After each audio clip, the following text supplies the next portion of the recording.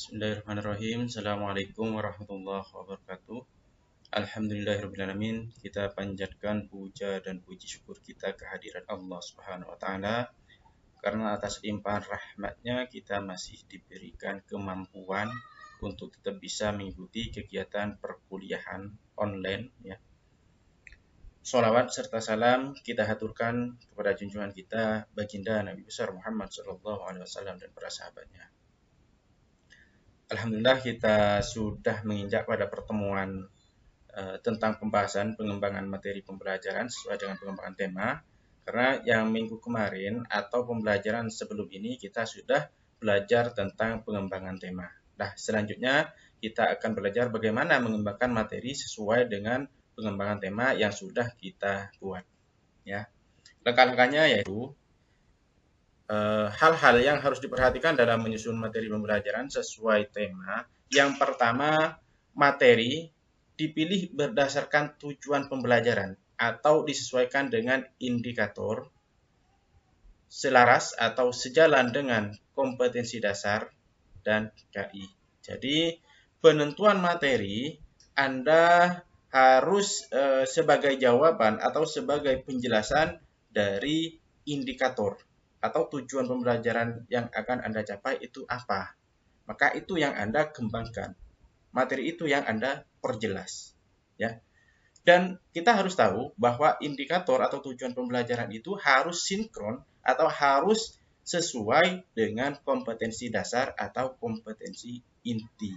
Ya, karena acuan kita ada di kompetensi inti dan dijabarkan ke dalam kompetensi dasar, baru kita penjabaran kembali pada indikator. Makanya yang kita kembangkan sekarang itu adalah indikator. Ya. Jadi tujuan pembelajaran sama dengan indikator yang ingin kita capai di dalam pembelajaran, sehingga pengembangan materinya sesuai dengan indikator. Yang kedua, tingkat keluasan dan kedalaman materi disesuaikan dengan karakteristik siswa-siswi atau peserta didik kita. Jadi, Anda mau mengembangkan atau banyaknya materi di situ sesuai dengan kemampuan atau karakteristik peserta didik. Maka dari itu, kenapa kita harus menyesuaikan dengan karakteristik peserta didik? Karena yang akan mengalami langsung atau objek di dalam pembelajaran itu adalah peserta didik, bukan Anda. Anda sebagai motivator, fasilitator, atau Anda sebagai pengarah, pengelola pembelajaran di kelas itu Anda. Tapi yang belajar itu adalah siswa. Makanya di situ materi, tingkat keluasannya, kedalamannya disesuaikan dengan karakteristik atau ciri-ciri peserta didik, sehingga peserta didik dalam menerima pembelajaran di situ dapat menerima dengan baik dan lancar. Yang ketiga yaitu penataan materi disesuaikan dengan karakteristik subtema, ya, subtema, tema yang digunakan. Jadi ada sinkronisasi materi, ada kesesuaian dengan subtema. Subtema ini ambil dari mana? Ambilnya dari subtema. Subtema ini ambilnya dari mana? Ambilnya dari tema. Jadi pemfokusan yang paling fokus itu ada di subtema. Dan subtema ini nanti dikembangkan menjadi beberapa indikator atau beberapa tujuan pembelajaran yang akan dicapai oleh peserta didik. Gitu ya. Nah, untuk selanjutnya, yang keempat, ya, hal-hal yang perhatikan dalam menyusun materi pembelajaran sesuai tema. Yang keempat yaitu keluasan dan kedalaman materi dapat dicapai dalam waktu yang telah disediakan. Minggu kemarin kita sudah membahas bahwa tema dikembangkan menjadi subtema, dikembangkan lagi menjadi subtema. Tema dikembangkan kurang lebih ada 4 subtema. Dalam satu subtema ada kurang lebih 6 subtema. Dan subtema di situ yang dibahas per hari. Jadi dalam satu minggu itu ada 6 hari, maka subtemanya di sini ada 6. Dan kita ketahui dalam subtema di situ kita bahas dalam seharian atau dalam satu hari. Misalkan dari mulai jam 7 sampai dengan jam 11 atau sampai dengan jam 10. Maka keluasan materi, kedalaman materi di situ dapat dibahas dalam satu hari di situ. Jadi tuntas dalam pembahasan satu hari. Jadi mulai jam 7 sampai dengan jam 10 atau sampai dengan jam 11. Jangan terlalu sempit, jangan terlalu luas. Yang sedang-sedang saja sesuai dengan alokasi waktu yang sudah ditentukan. Seperti itu. Untuk yang kelima, materi ajar yang dikaitkan dengan kehidupan sehari-hari siswa. Jadi materi harus berkaitan dengan keadaan lingkungan peserta didik. Karena apa? Ketika materi dikaitkan dengan kehidupan anak, maka anak menjadi nyambung. Ada sinkronisasi antara pemahaman anak dengan materi yang akan kita ajarkan. Ya. Jadi kalau masalah lebih luas itu tambah bagus. Cuma yang paling utama itu ambillah yang paling dekat dengan peserta didik. Setelah itu kita kembangkan menjadi lebih luas. Jadi intinya berkaitan dengan peserta didik dulu, baru nanti kita pengembangannya sesuai dengan kreativitas seorang guru. Itu ya. Untuk yang selanjutnya yaitu yang keenam, materi ajar dapat diterapkan atau dimanfaatkan dalam kehidupan sehari-hari. Tentunya di sini menghasilkan pembelajaran yang bermakna. Apa pembelajaran yang bermakna? Pembelajaran bermakna di sini yang pertama mudah, yang kedua sulit. Yang pertama mudah dipelajari oleh peserta didik, mudah disampaikan oleh guru, sulitnya di situ sulit dilupakan oleh peserta didik sehingga apa yang diterima peserta didik itu dapat diterapkan dalam kehidupan sehari-hari. Itu maksudnya yang keenam. Nah, di sini kita perhatikan contoh pengembangan tema di bawah ini karena kita sudah membahas pada minggu kemarin, maka akan saya tampilkan tentang contoh pengembangan tema ya. Dan yang sekarang yaitu cara mengembangkan materi pembelajaran. Nah, kita lihat ya. Ini adalah salah satu contoh pengembangan tema berdasarkan model web atau model laba-laba ya. Ini materinya yang minggu kemarin. Makanya saya tampilkan di atas di sini adalah materi minggu kemarin. Kita lihat dari tema, setelah itu dibagi menjadi subtema. Subtema di sini ada 4 karena di sini ada 4 minggu dalam 1 bulan.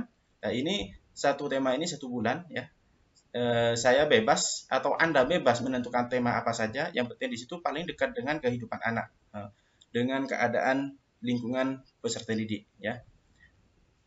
Terus subtemanya di sini ada 4 dan dalam subtema itu dibahas dalam 1 minggu. Makanya dijabarkan lagi menjadi sub-subtema. Sub-subtema di sini saya bahas menjadi 6 sub-subtema karena sub-subtema ini mewakili per hari. Jadi satu sub-subtema itu 1 hari, yang nomor 2 di sini sub-subtema 1 hari, yang ketiga sub-subtema hari ketiga dan seterusnya. Makanya di sini yang paling sampai ini pertemuan hari ke-1 ya. Tema ke-1 ini hari ke-1, pertemuan kedua yaitu subtema 2. Nah, kebetulan di sini yang saya ambil itu bebas ya. Contohnya Anda mau mengembangkan materi yang mana? Dan yang saya ambil ini contohnya yang hari ketiga untuk yang model web atau model laba-laba. Ya ini ya, hari yang ketiga. Apa saja indikatornya? Yang pertama menyebutkan hewan yang hidup di air. Nah, di sini menyebutkan hewan yang hidup di air. Contoh apa? Subtema yang ketiga ini apa? Nah, kita lihat menyebutkan tempat hidup hewan. Nah, ini temanya lingkungan, subtemanya hewan dan tumbuhan di lingkungan rumah, subtemanya kebetulan yang ketiga di sini menyebutkan tempat hidup hewan dan indikatornya apa saja kita jabarkan di sini seperti yang minggu kemarin ya, menyebutkan hewan dan hewan yang hidup di air, tumbuhan yang hidup di hewan yang hidup di darat, menjelaskan dan mewarnai gambar ikan. Nah, di sini ini saya kasih tanda bahwa nanti saya akan mengembangkan materi yang pertemuan ketiga, hari ketiga yang ini. Terus yang model integrate atau model keterpaduan ini yang minggu kemarin dan saya kasih tanda di sini saya ambil pertemuan yang pertama. Saya mau mengembangkan materi yang pertemuan pertama. Jadi untuk yang model laba-laba saya mengembangkan materi pertemuan ketiga, subtema 3. Kalau yang model keterpaduan atau integrate di sini saya mau mengembangkan materi yang pertama atau hari pertama. Caranya seperti yang sudah saya jelaskan minggu kemarin, kalau yang model integrate, kita lihat dulu, jabarkan dulu KI-nya ada berapa. Terus saya singkat di sini ya. Ini lebih detailnya ada di kurikulum, sudah saya share bukunya ya. Berupa file sudah saya share. Cuma saya persingkat. Di sini efektif religius, terus sosial, kognitif, psikomotor. Dan yang ini KD di sini kita menentukan sendiri ya. Mau menentukan yang mana terserah. Yang penting ada sinkronisasi antara KD 1, 2, 3, dan 4. Sehingga kita nanti gampang menentukan temanya. Jadi ada ikatan atau ada hubungan. Nah, Untuk menentukan di sini, menentukan ini kita tentukan indikatornya bebas mau menentukan seperti apa. Nah ini kalau yang kuning di sini, warna kuning ini sudah ada ketentuan dari kurikulum 2013.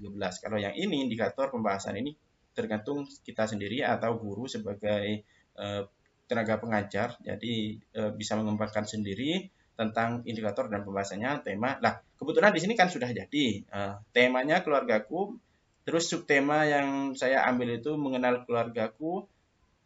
Terus sub-subtema yang saya ambil pertemuan pertama itu mengenal diri sendiri. Jadi di dalam keluarga itu mengenal jati diri di dalam keluarga. Nah, yang pertama di sini indikatornya adalah menyebutkan ciptaan Tuhan. Menyebutkan ciptaan Tuhan. Dari mengenal diri sendiri berarti mengenal anggota tubuh ya. Mengenal diri sendiri, mengenal anggota tubuh yaitu menyebutkan ciptaan Tuhan. Yang kedua bersyukur atas ciptaan Tuhan, menyebutkan anggota tubuh.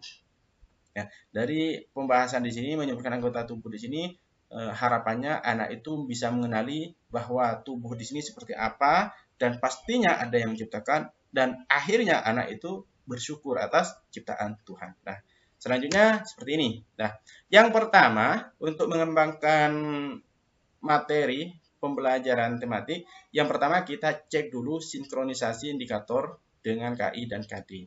Nah, ini yang saya ambil tadi model pertemuan yang ketiga, model web, model laba-laba. Dan pertemuan yang ketiga. Temanya yaitu tentang lingkungan, subtema saya ambil yang nomor 4 ya, subtema keempat, hewan dan tumbuhan di lingkungan rumah. Dan sub-subtema, ya ini yang menentukan per hari ya. Jadi sub-subtema 3 berarti pertemuan hari ketiga ya, menyebutkan tempat hidup hewan. Nah, di sini indikatornya apa saja? Menyebutkan hewan yang hidup di air, menyebutkan hewan yang hidup di darat, menyebutkan hewan, menjelaskan dan mewarnai gambar ikan. Nah, contohnya di sini saya tampilkan KD, KI1 ya, KI1, KI2, KI3, KI4. Atau di sini lebih fokusnya pada KD1, KD2, KD3 dan KD4. Kita perhatikan gambar panah yang ada di sini. Nah, ini yang jelas ada ya. KD3, KD4, KD2, KD3, KD4 di sini jelas sudah ditentukan di pengembangan tema ya ini. Kalau yang warna hijau, nah ini sebagai tersirat. Kalau yang ini tersurat ya. Jadi KD2, KD3, KD4 ini yang jelas nyata ada di pengembangan kurikulum. Tapi kalau yang KD1 ini secara tersirat. Jadi dalam pembahasan yang ada di sini anak difahami, diberi pemahaman tentang bagaimana memahami hewan itu adalah ciptaan Tuhan. Jadi secara tersirat. Nah, kalau yang di sini secara tersurat atau tertulis. Jelas. Jadi untuk KD1 di sini boleh Anda tuliskan, misalkan Anda membuat RPP KD1-nya tentang ini boleh dicantumkan, boleh tidak Anda cantumkan. Ya, kalau yang ini bebas ya. Ini bebas. Tapi kalau Anda menghendaki mau mencantumkan, boleh ya. Tapi kalau misalkan Anda tidak mau mencantumkan, tidak masalah sebenarnya ya. Makanya saya kasih warna hijau. Ya, warna hijau ini secara tersirat, kalau yang warna biru ini secara tersurat. Makanya di sini saya kasih warna hitam ya. Setelah itu ada sinkronisasi ya antara indikator dengan KI dan KD ya. KD1 ini adanya di KI1, KD2 ini adanya di KI2, KD3 ini adanya di KI3, KD4 ada di KI4. Nah, setelah sesuai, maka kita kembangkan materinya. Nah, pertama kita lihat sinkronisasi kesesuaian antara indikator dengan KI dan KD. Setelah kita lihat ternyata sudah sesuai, maka materi yang kita kembangkan selanjutnya. Ya, ini menyebutkan hewan yang hidup di air dan darat. Pada dasarnya anak PAUD, ya, anak pendidikan Islam, anak usia dini, PIAUD ataupun PAUD ataupun TK, di situ identik dengan nyanyian. Makanya sebelum pembelajaran atau pada saat pembelajaran kita pasti melakukan nyanyian atau melaksanakan nyanyian. Nyanyiannya seperti apa? Maka carilah yang ada kaitannya dengan pembahasan yang sekarang. Makanya di sini carilah contoh-contoh nyanyian yang lain atau yang ada kaitannya dengan pembahasan. Pembahasannya tentang apa? Pembahasannya tentang hewan yang hidup di air dan hewan yang hidup di darat. Kita cari, misalkan gurunya membuat sendiri, misalkan ya nyanyiannya. Terus nadanya seperti apa? Nadanya bebas. Anda mau cari nada yang seperti balonku atau dua mata saya. Yang pertama hewan yang hidup di air. Carilah nama-nama hewan yang hidup di air, jadikan nyanyian. Misalkan ikanku ada 5, macam-macam jenisnya, ikan mas, nila. Pakai nada apa balonku? Kita tahu nyanyian balonku ya. Balonku ada 5, seperti itu ya. Jadi ikanku ada dan seterusnya. Sama dengan yang di sini ya. Nyanyian hewan yang hidup di darat. Kalau di sini kita tahu nyanyiannya nadanya ya dua mata saya. Nah, terus di sini sama dua kaki ayam dan selanjutnya. Kita nyanyikan di sini. Setelah kita nyanyikan, nah, karena di sini harus syaratnya Anda menyanyikan ini yang ada kaitannya dengan materi. Karena materinya di sini menyebutkan hewan yang hidup di air dan di darat. Nah, setelah itu Anda menyanyikan atau di dalam pembahasan Anda nyanyikan, Anda kaitkan dengan materi. Nah, di sini dikaitkan dengan nyanyian atau Anda menjelaskan materi ini dikaitkan dengan nyanyian diambil dari yang paling dekat dulu. Baru Anda kembangkan ke yang lebih luas. Jadi, pemahaman yang paling utama itu yang paling dekat dulu. Anak yang paling dekat apa di tempat Anda? Misalkan tentang ikan mas, ikan nila, lele, dan lain-lain. Baru Anda kembangkan misalkan tentang hewan yang hidup di air. Misalkan buaya, ular, hiu, dan sebagainya. Terus selanjutnya ya, di sini ada hewan darat. Nah, di sini tadi sudah saya sampaikan dikaitkan dengan nyanyian. Makanya di sini dikaitkan dengan nyanyian atau diambil yang paling dekat dengan siswa. Contohnya ayam. Tadi kan sudah dijelaskan di sini ya. Dua kaki ayam, bebek, burung, angsa, dan seterusnya.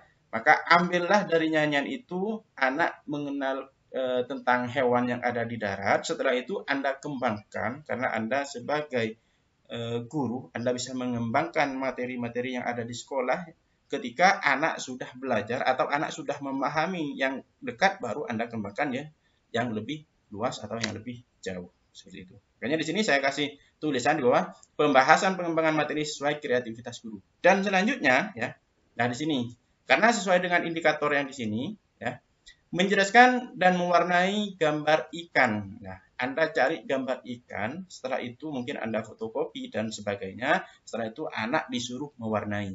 Apa saja yang ada di sini ya? Menjelaskan dan mewarnai gambar ikan, apa saja perintahnya? Yang pertama silakan anak diberi gambar untuk mewarnai sesuai dengan kreativitas anak. Bebas. Nah, setelah itu setelah mewarnai, anak diajak menjelaskan. Gimana caranya? Anak biasanya ditanya, coba kamu tunjukkan ini gambar ikan apa.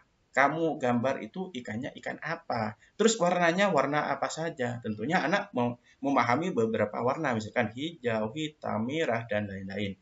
Terus ikannya, ikan ada berapa di sini? Tentunya anak belajar tentang menghitung.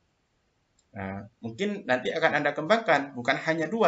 Mungkin, nah setelah 2 angka berapa? 3. Setelah 3 berapa? Setelah 4 berapa? Setelah 5 berapa?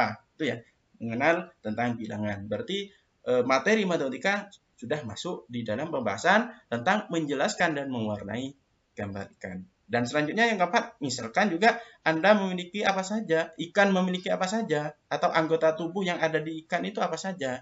Ada ekor, yang ada mata, mulut, dan lain-lain. Gitu ya. Itu yang model laba-laba. Untuk yang selanjutnya, model integrate atau model keterpaduan, sama caranya kita cek dulu sinkronisasi indikator dengan KI. Makanya ada tema ya. Saya ambil pertemuan yang pertama, ada tema keluargaku, subtemanya yaitu mengenal keluargaku, subtemanya mengenal diri sendiri. Jadi anak mengenal jati diri dalam keluarga. Gitu ya. Jadi mengenal diri sendiri maksudnya di sini mengenal jati diri anak, posisi anak itu dalam keluarga seperti apa. Tentunya kalau bicara jati diri, maka indikator yang akan dibahas di sini yang pertama adalah menyebutkan ciptaan Tuhan, bersyukur atas ciptaan Tuhan, menyebutkan anggota tubuh. Nah, di sini ada seperti yang saya sampaikan tadi, ada yang warna biru, ada yang warna hijau. Jadi panah di sini yang warna biru ini sudah ditetapkan di depan. Dari depan itu sudah ditetapkan bahwa yang indikator 1 ini membahas KD1 atau KI1. Kalau yang indikator kedua membahas KD1, indikator KD1 dan KI1. Kalau yang indikator 3 ini membahas tentang KD3 atau KI3. Nah, bagaimana dengan KD2 dan KD4? KD2 dan KD4 ini saya kasih warna hijau. Berarti warna hijau ini yang tersirat. tanpa Anda menampilkan ini, mencantumkan ini, nanti di dalam pembahasan Anda menyinggung sebagian, contohnya di sini bersyukur atas ciptaan Tuhan. Salah satunya di situ yaitu anak dengan membahas pembahasan ini bersyukur atas ciptaan Tuhan, maka pembahasan di situ include di dalam pemahaman diri sendiri untuk bertingkah laku yang baik. Bagaimana anak itu bersyukur tentang anggota tubuh yang dimiliki oleh anak, apa yang harus dilakukan, maka Anda arahkan pada hal-hal yang positif tentang bersosialisasi atau bertingkah laku di dalam keluarga itu seperti apa. Ini tersirat ya. Seperti yang di sini ya, yang kedua, yang keempat ya, KD4. Menyebutkan anggota tubuh. KD4 di sini tersirat ya. Include di dalam materi tentang siswa mengenal anggota tubuh dan fungsinya atau menggerakkannya. Jadi setelah anak memahami tangan untuk apa, maka biasanya guru itu mengajak, coba angkat tangannya. Kalau punya kaki, kaki gunanya untuk apa? Berjalan kemana? Yang baik itu jalannya jalan ke sekolah, jalan ke tempat ibadah, bukan jalan ke tempat-tempat yang lainnya yang dilarang oleh agama dan sebagainya. Ya, itu ya. Jadi contohnya di sini anak langsung mempraktikkan kalau punya tangan seperti apa yang baik, kalau punya kaki seperti apa, jalannya seperti apa, dan lain-lain. Makanya di sini saya kasih warna hijau ini tersirat. Ya, kalau yang warna biru ini panah ini tersurat. Jadi jelas pembahasannya pasti KD1 dan KD3, KD1 di KI1, KD3 ini di KI3. Tapi di sini ada pengembangan KD3 itu banyak macamnya, makanya di sini ada KD3.7 ya. Di sini KD1.1. Kalau di sini KD2.10, berarti ini yang nomor 10. KD4 ya, berarti KI4.7 berarti yang nomor urutan ke-7 dan sebagainya. Makanya seperti yang saya sampaikan tadi, kalau yang warna hijau ini tersirat, kalau yang warna biru ini tersurat. Boleh Anda cantumkan langsung di dalam pembuatan rencana pelaksanaan pembelajaran, atau Anda tidak mencantumkan KD2 dan KD4-nya, tidak masalah. Sebenarnya tidak masalah. Tapi kalau misalkan Anda mencantumkan, silahkan. Makanya di sini saya kasih penjelasan include dalam pemahaman diri sendiri untuk bertingkah laku yang baik. Salah satu cara bersyukur. Gitu ya. Nah, pembahasannya seperti apa? Pengembangan materinya seperti apa? Ya, ini.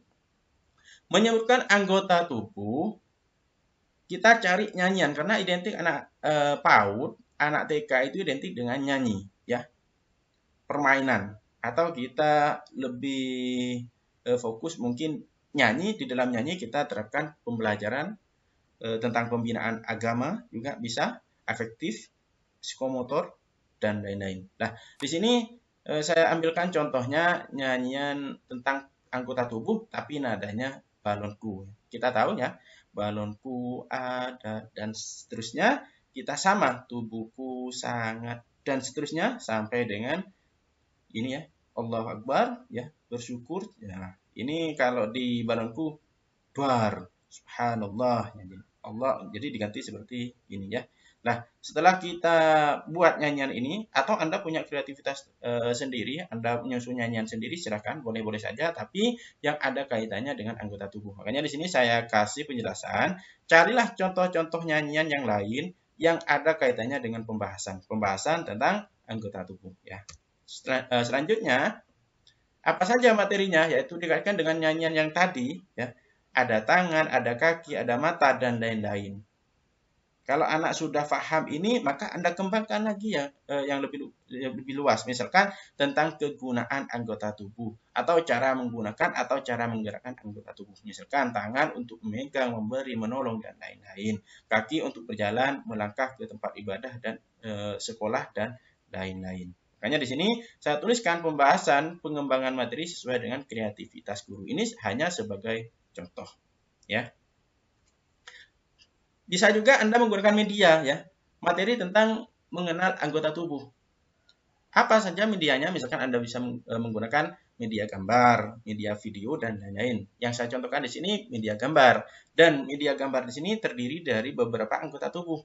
Ada bagian bahu, bagian lengan, dada ini ya. pergelangan, jari tangan, kaki, dan lain-lain. Anda sampaikan kepada peserta didik sebagai media dalam penyampaian materi untuk mempermudah penyampaian materi. Atau Anda bisa langsung manggil siswa, contohnya sebagai model pemodelan demonstrasi, anak di sini disuruh maju, tunjukkan mana tangannya, tunjukkan mana kepala, tunjukkan mana kaki, dan sebagainya. Bisa juga seperti itu. Ya, ini cuma sebagai contoh. Nah, selanjutnya, ini ada tugas bagi Anda, yaitu sesuai dengan tugas pengembangan tema yang sudah Anda kerjakan minggu kemarin sebelum materi yang sekarang, maka tugasnya yang sekarang yaitu Anda membuat pengembangan materi pembelajaran. Nah, Anda buat materi pembelajaran atau bahan ajar sesuai dengan kemampuan Anda dan disesuaikan dengan tugas yang sudah Anda kembangkan, yaitu mengembangkan tema. Boleh Anda ambil pertemuan yang ke-1, pertemuan kedua, dan seterusnya. Yang saya minta yaitu cukup ambil satu contoh pertemuan saja. Dan cara pengembangannya sama dengan contoh yang di atas, yaitu langkah-langkahnya: 1. Cek sinkronisasi indikator dengan KD dan KI, seperti yang saya sampaikan tadi di atas. Seperti bisa Anda menggunakan petakan hubungan indikator dengan KD dan KI. Setelah itu Anda susunlah materinya, yaitu pembahasan atau pengembangan materinya. Ya, mungkin itu saja pertemuan hari ini. Kalau ada kata-kata atau penjelasan yang kurang jelas, kurang difahami, silahkan nanti Anda diskusikan di forum diskusi di e-learning atau di LMS. Ya. Dan apabila ada kata-kata yang kurang berkenan, saya menyadari sebagai manusia biasa, tempatnya salah dan dosa. Insya Allah nanti akan saya perbaiki pada pertemuan-pertemuan berikutnya. Dengan diakhiri, akhirul kalam, usikum wa nafsim bitaqwallah. Wassalamualaikum warahmatullahi wabarakatuh.